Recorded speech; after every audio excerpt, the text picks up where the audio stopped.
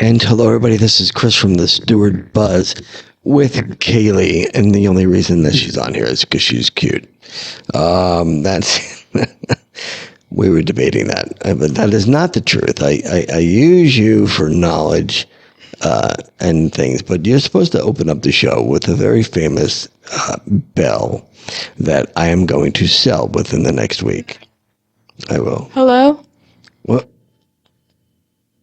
I told you it was going to be loud.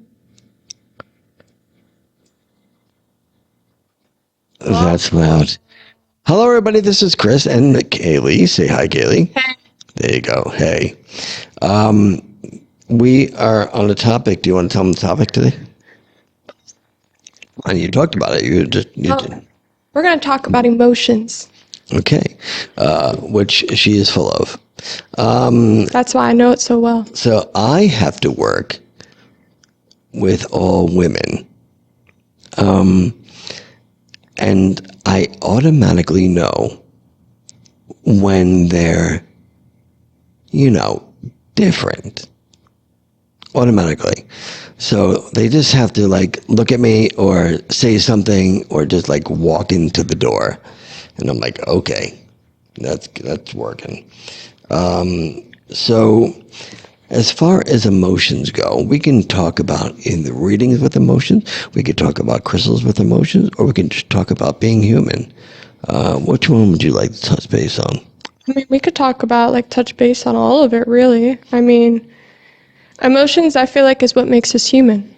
You know what I mean? I do. Dogs have emotions as well. Right. It's what makes them alive. They're not human, though. Makes them dogs. Yeah, and the cats, too? You know what I mean? What about the cats? Cats, too. Yeah. It's I mean, if not, then what are we? Then what else are we? I'm sorry, what's your alligator's name? Al Capone.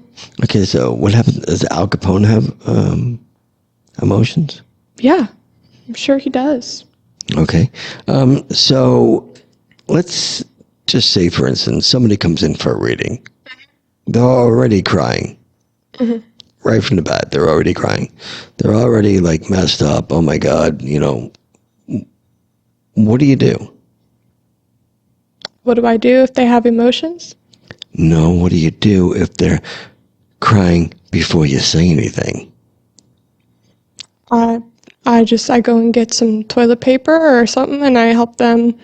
I tell them that it's okay to feel emotion.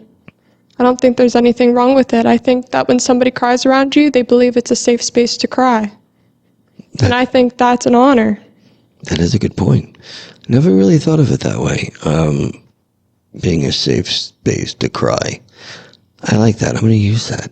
Yeah, because you have to think about it. I'm so glad I thought of it. So many people suppress their emotions all day long, and they don't show it to anybody. And so when people come in here and they cry during readings, they're trusting you with what's coming up for them. I had an emotion today. Yeah. I did. So I've had this iPad for 10 years. 10 years. He's since grieving. We opened. And it was cracked. It's cracked today. Do you know how? Because Wendy dropped it. By sweeping.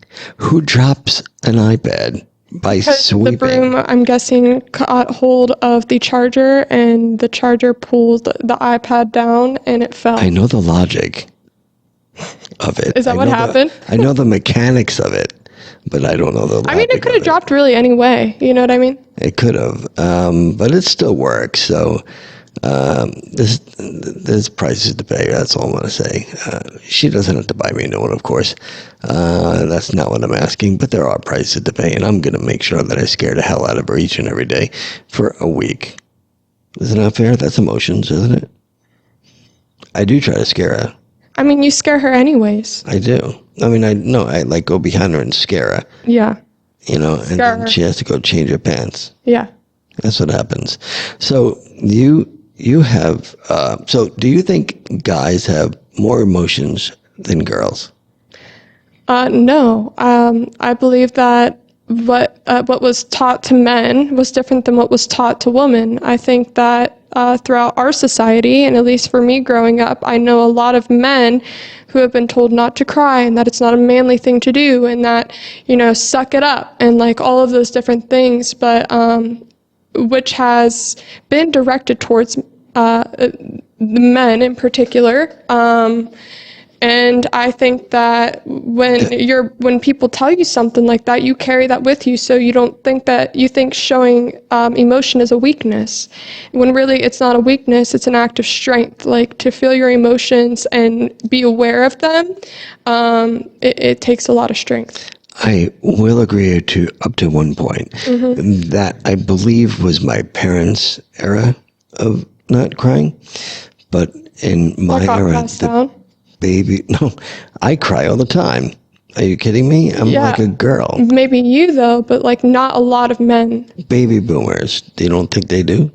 I don't think a lot of men do. You said more than women. When was the last time Jordan cried? A long time. I haven't seen him cry since what happened to me. Okay, so maybe we should call him and make him cry.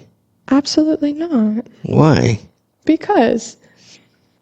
But I think that, I mean, you asked who do you think is more, and you said women or men, and I said, I agree, and there's exceptions to the rule and everything, but it's just what society's been taught. That I agree with. It's not macho, it's not manly.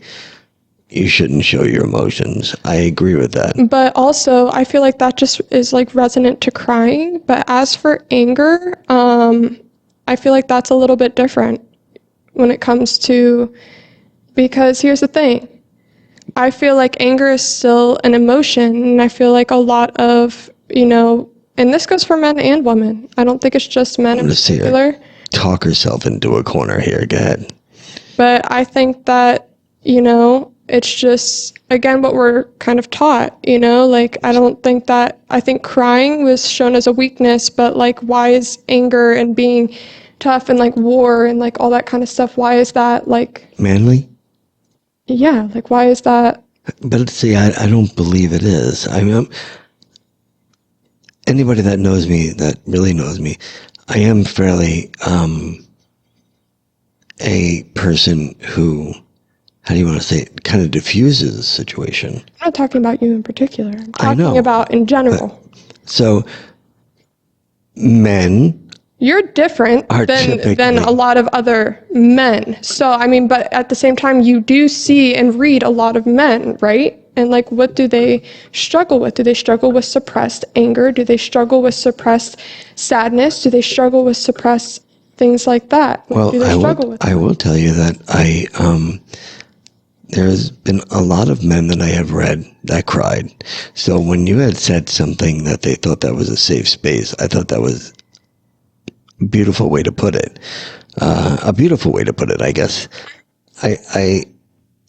I did not think of it that way, but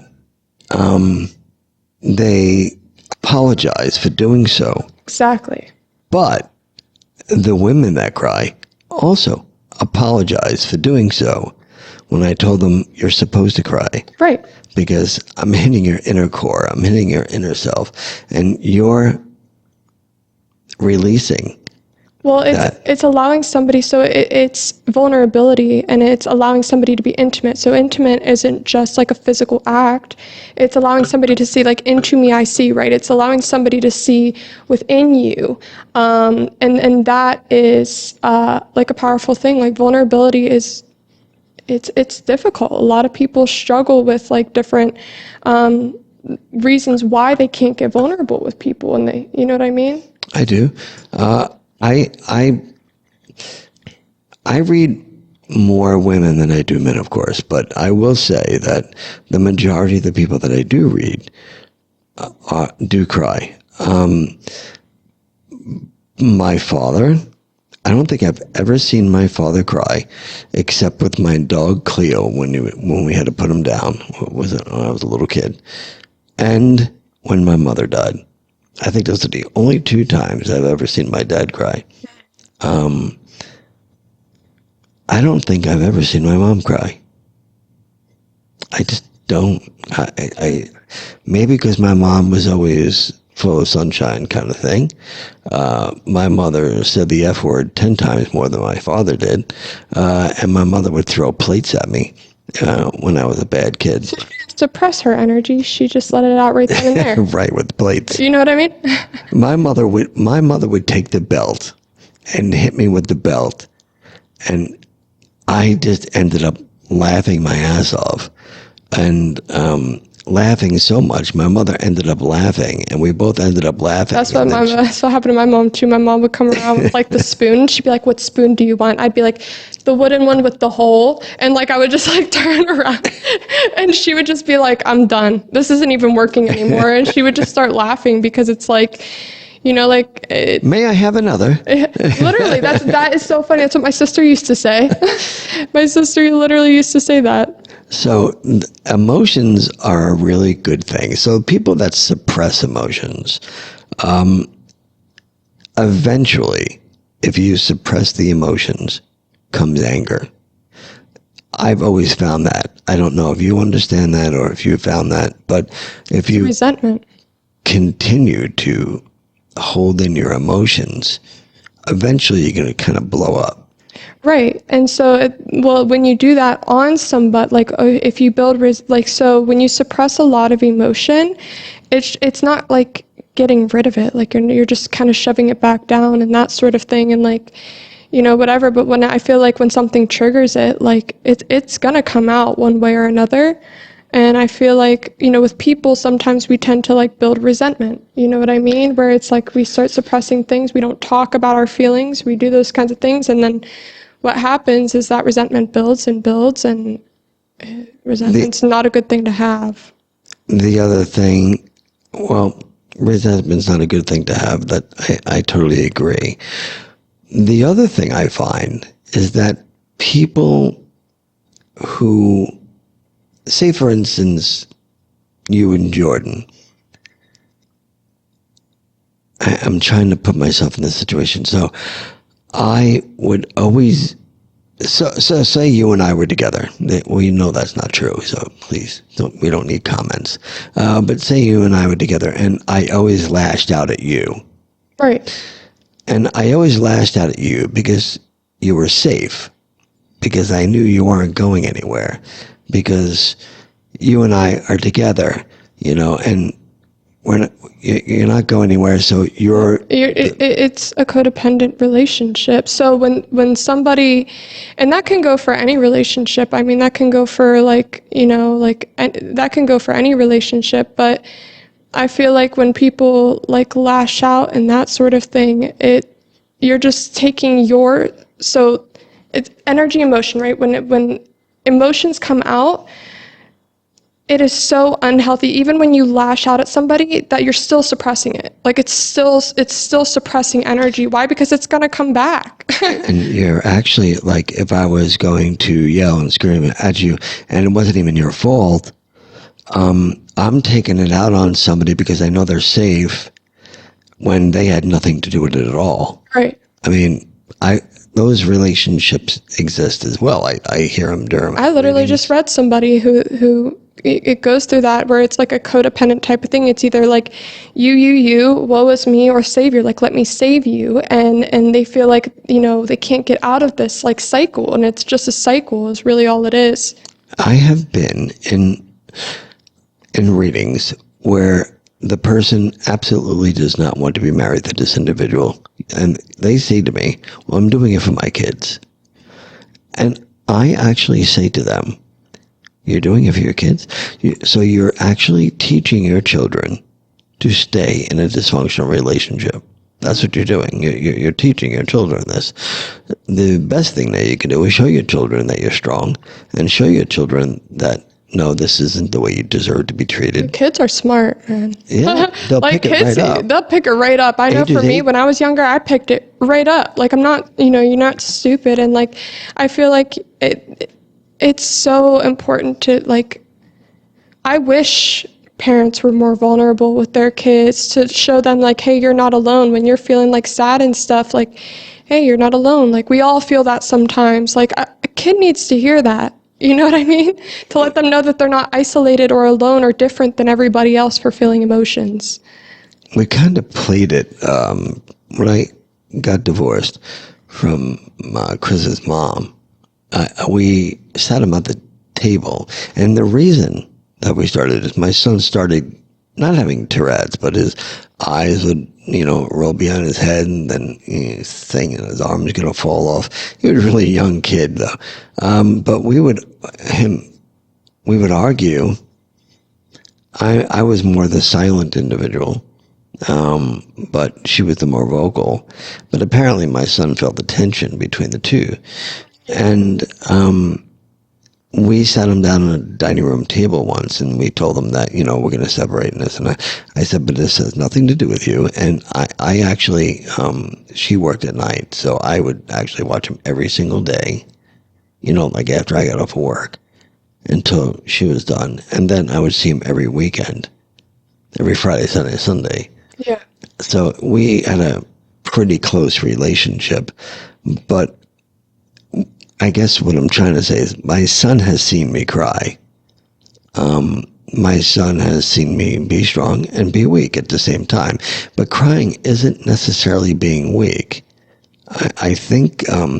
yeah, right? It's an act of that's strength. It's yeah. releasing stagnant energy. So like fear, shame, guilt, grief, like when we feel all those things is normally when we feel emotion. And so in order to release all that stagnant energy, like you have to let it out some form of way. And like I feel the healthiest way is to, as long as you're not projecting it onto somebody or you're not like lashing out, like it's healthy to cry. Like if you want to scream in a pillow, like it may be childish, but like it's a healthy way actually, because you're not projecting it onto somebody, you're not yelling at somebody, you're not punching a wall and putting holes in the wall, like you're screaming in a pillow. The pillow will get over it. And do you ever realize, like, we're always trying to get back to, like, when we were kids, but do you realize, like, kids don't, like, suppress energy? They really don't until they're taught. Yeah, typically not, until they're taught not to do that. Right, until they're taught not to do it. And I think it's important that we teach kids healthy ways to cope with their emotions because we all feel them, not like... And also, with emotions, when somebody's sad, we go like, don't cry, don't cry. And like, we all do that, we have all done that. And it's so natural because that's what we've all been raised to believe, like, don't cry. But what's that teaching us? Not to cry. Not to cry.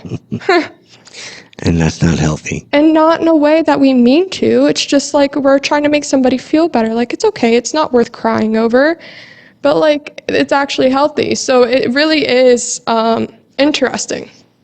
Yes, it is. Isn't it? And I must say that I not seeing my father cry, I promised myself that I would not be like that. And I kept that promise. So my son has seen me cry. I never hid my emotions from my kid. I don't know why people do that other than just being raised that way. It's what society. I mean, it's society. It's just how it's been for like ages. You know what I mean? It's not even just this like. But let's talk about the new culture now, okay? Because the new culture is totally different. Culture is different. Your culture and the kids younger than you are going to cry even when they don't have to. I mean, so it's totally. Oh, you mean victim? I don't know if it's victim. I think that they just are over emotional now versus like my era or my father's era was totally under emotional. It's totally flipped to where the younger generation now, number one, and nothing against the younger generation, but I'm just telling you the facts that I hear, is that, wow, that vibrated in my ear, is that they can't work 5 days a week or 6 days a week. Just can't do it. It's too much.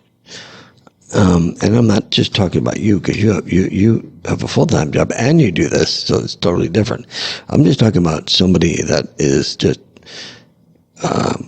working, or all they want to do is just work a couple days a week, and they have to recharge after that. You don't find that to be today's society, and you don't find them to be overly emotional in today's society?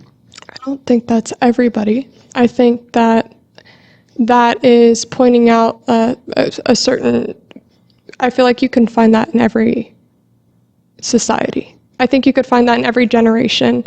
I think that it's just, what was kind of like, there's a girl that came over when I was working at G's one time. She's like 15 years old.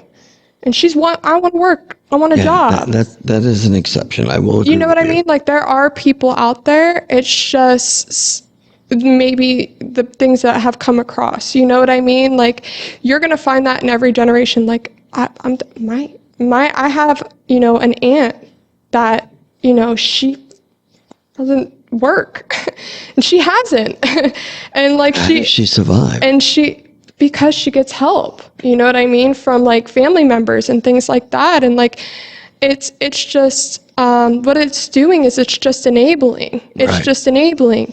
And so that's what I mean by like, I think what you're really wanting, I think what's really coming in is I think there's more codependency today than there was back then. I don't think codependency is right, when you feel anxiety within a given relationship, you're playing one of the 3 roles. You're playing persecutor, savior, or victim. And I feel like we feel that with a lot of our parents. We feel that with people around us. Relationships today, like, you feel like you literally can't survive without a relationship. Like, that's why everything feels so, like, so intense. On a side note, I do have to tell you, your fingernails look very witchy. They look. I just noticed them today. So I agree with the codependencies. I also feel that for some odd reason, and you can disagree, and I'm cool with that. Apparently, I just reached 35,000 views. I guess this month or whatever. I don't know. This week, I don't know what it is, but I came across.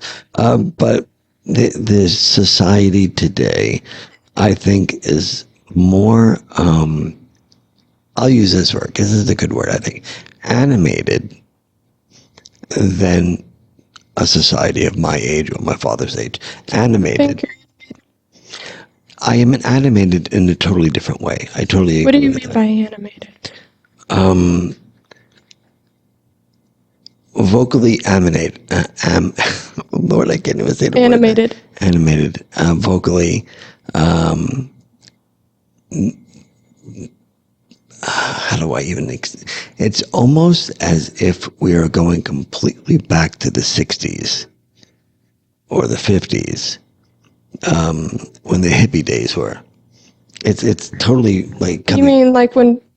So that's still older generations. So it's not today's society. Way, but it's. You know how they used to call it the woke generation or the woke thing?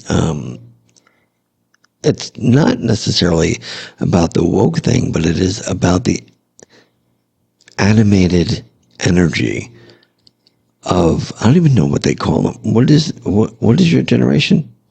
I really don't. Where is there a Gen Z? Oh, that's after me. Okay, so you're a Millennial. Millennial, and I don't even know why they call them these things. I'm a baby. That's why I don't even know, because like I don't. But so you don't see the difference between the generations, and now the animation between somebody my age versus an 18-year-old or a 15-year-old. I mean, now, yeah. maturity-wise, that's not what I'm talking about. I'm talking about the. You mean like the music, the things like that, the stuff that influence children nowadays? Because think about it, you didn't have TikTok or Instagram when you were younger to influence I didn't you. have a computer when I was a kid. Yeah, we had things that like influenced generation, and that started in my generation where we had started getting TikTok. Oh, that was Gen Z. Started getting TikTok, Instagram. I mean, we had MySpace in my generation, but like these are things where it's like you're looking online and it's like you start building your identity around these other people. Right. You know what I mean? And it's just like you start thinking things are cool from other people rather than figuring out what you love for yourself, right? So did you ever really like... We did have that, but it was in a different way. But it was in a different way, right? So it was on TV, and it was about you had to be thin and beautiful, right? Because being thick was not cool. You had models that were beautiful and thin and all that, but that means the heavy smoking cigarettes were, that was on TV. That was banned. Yeah. After a while, though, but at first it was glamorized, right? Alcohol was banned too. Now it came back. And then it was glamorized. It's glamorized. And that is exactly what our generation. So, like, even with, getting plastic surgery and doing all these things to our body and, like, all that kind of stuff. Apparently, that's supposed to be right now. Okay, like, for instance, you get your breasts. There are, like, 19-year-olds and 20-year-olds that are getting plastic surgery. It's what this today's society has. It is what is glamorized. So it's really what we're viewing. So remember bringing up that 95% like subconscious that kind of runs our life. So your mind's 95% made of the subconscious, which is what you see on TV, which you go through all those things and it comes back in your own voice and you identify as it, right? So all day long, kids are watching the computer. They're looking at the internet. They're looking at these things and then they're identifying with these things to feel a part of something. And that's not what connection is. Like through COVID, that's how people connected. So that's where the whole new generation is like, this is how we connect with people. It was so messed up too because COVID, people didn't go to school for like 3 years. Yeah. And that is like socially messed up. And that's why people feel so, but that's also how people feel so different from other people. Like it's like, you have to be a certain way or look a certain way and do these certain things. And I feel like there's so much pressure on today's society that they don't even know what to do with themselves. Like, and it's like, I feel for Gen Z and like this generation because there's so much pressure through what you see on TV, what you see on Instagram, what you see on Facebook, what your parents are telling you that's completely different than what you see on Facebook and Instagram. So you never know who to please. So what happens is all the emotions come up like, am I doing something wrong all the time? That's a really good point. And, being my age, sometimes I don't look at it at that perspective, but that's a very good perspective. I'm going to be interviewing a girl, and her name is Sam.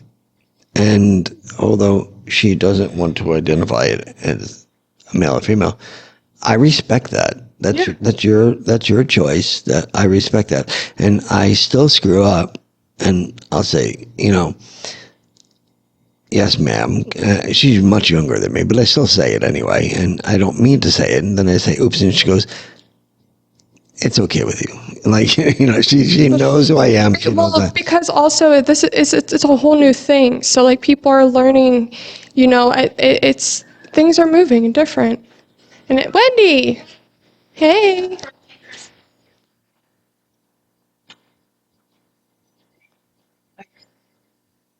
Is that right? Oh, I don't know. I know, I did that. It was really loud on this thing. I told him. We'll be there in a minute. Okay, so, so that the whole idea of emotions. People are going through identity crisis. I know, right? Literally. But like I understand why. You know what I mean? There's just so much expectation and so much pressure. It's just like confusing, and I bet they're confused. And I just don't think that it should be brought into the schools. I think that this topic should be brought up at home, and I don't think it's in a teacher's place. But no matter what. Everybody is going to have, like, like I said, like social media is going to tell them one thing, the parents are going to tell them a different thing, and school's going to tell them a different thing. So they're already like, this is probably where all the emotion is coming up, because they're constantly feeling guilty about it. They're constantly feeling ashamed about it. You know what I mean? Like all of these different things. And like what's happening is like our system is trying to put some form of like everybody's just trying to understand it. Like everybody's just trying to understand one another and wanting to connect with one another and wanting to feel like this, but for some reason our system keeps separating more and more. So like they start bringing it into the schools, they start bringing it into things like that, rather than just like, you know, just to let it be. Let it be, you know, just like let it be. And like I think everybody's just wanting connection, but things are so separated today. And I'm going to be honest with you, like what I believe, and this is my belief, and like people can think what they want to think about it, but like my belief is like, you have to understand there's like, here's the women's rights movement, here's this movement, here's that movement, like nothing against these movements, but guess what, everybody?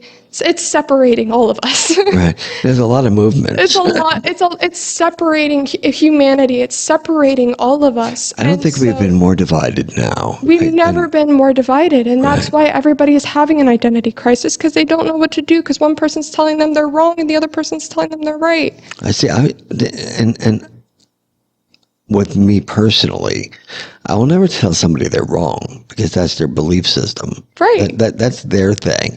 I'm not going to say you're wrong. So we support everyone. Yeah. So I don't care if you're a guy and you want to be a girl. I don't care if you're a girl and you want to be a guy. I don't care if you want to have big lips. If you want to be in one movement, if you want to be in another movement, but like the problem here is that they completely project it to everyone when they do it. Just be you and just love you. I think what, people's belief systems is it's what has been taught to you, or it's something that you've created on your own, so that you can feel okay within your own skin. Like I know for me, like I was born into a certain religion, but it's not necessarily something I totally agreed with. So what I did is I just created my own belief system, what I believed in. And like, guess what? I have a connection with something greater than myself that helps me throughout the day and throughout my life. And that is, I think what works for people, and what doesn't, but that it doesn't need to be like you're wrong and you're right. Like it doesn't need to be that way. I grew up in a religion that I believed in. My mother was a Sunday school teacher. And my minister, I'm Methodist, so my minister can get married. If I had a problem, 18, 19 years old, I would go and just sit in his office and just talk to him. He was like my counselor. A good guy, Reverend Savage from West Islip. Should I say Babylon? But anyway, he was amazing for me.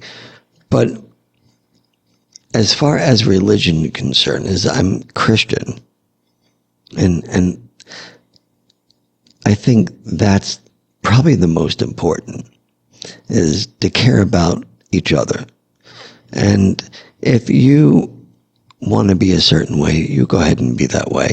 I'll support you for that. If you want to, you want to be in a different religion, it's a different thing. Like there needs to be no judgment, and we're so divided right now because we judge each other. And why do you think that people feel so safe with us, right? Is because there is no judgment. We understand. Well, like Planet Fitness. And guess what? It would probably be that way if people were just like not one certain thing, and that's it. You're wrong, I'm right. Like that's not how it is. If it works for somebody and it's helping them do okay, then maybe that's something that works for them. I think it's acceptance. I think acceptance is the key to... That should be our new slogan, by the way. We're the Planet Fitness of the metaphysical world. We're no judgment zone. Oh yeah, no judgment zone. That's what we are. I always say that we're a Christian-based metaphysical store, but we could be the no judgment metaphysical store, because that's truly what we are. That's the way I feel, and probably the way you feel. We both know people that are where they feel they should be, but other people may not accept that. Well, you know what? It's not the other people's business to accept that. It's the individual the way they are. Let them be the way they are. But I'm not saying to have a 5-year-old have a sex change. That's not what I'm saying. And here's the thing, though, right? So we talk about judgment, but who's the one person? Who's the only person that can truly judge us? God. God. Why do we think that we have the power to judge other people's life? The only thing is, I believe We don't have that power. We don't, but just say, do you agree with the parents of a 5-year-old, and the 5-year-old wants to have a sex change, and the parents think that's okay? I think that everything happens, I don't judge nothing. Like, I'm not going to judge did we ever try to understand, did we ever talk to those parents? Did we ever try to understand why they're doing that? Is this person going through a medical issue? Now, personally, I am not. This is what I read. This is what I saw on TV. But that's what I mean, is there's always still questions as to, we don't truly understand unless we sit face to face and try to understand why somebody is doing a certain thing. Instead, we just see it for what it is, and then instead of trying to understand it. And I think that there's so many questions that we can ask rather than just letting it be. You know what I mean? Okay, so let me just, before we close, because we're going to close now. But when I went to school, I learned math, history. We said the Pledge of Allegiance. And we learned all about, things that we're supposed to learn about in school. Do they still teach that? I don't know. I'm not in school. What about when you were in school? What, the Pledge of Allegiance and everything? Yeah. You did that, really? Yeah, absolutely. Because I don't think they do that anymore. I don't think they teach all the things that they, like history. Maybe you should ask. I definitely learned history. That's for sure. I got 3rd place in state history day fair. No doubt you did. Well, thank you, Mrs. Childs. Just saying. I had a couple good teachers that I still remember today, and I remember they were good people. So I'm not so sure they're around anymore, unfortunately. With that, I hope that this was helpful to you, because it was to me, to learn her perspective in it as well. Her meaning Kaylee. Hey. So you guys have a blessed day, and we'll talk to you tomorrow. Later. Bye.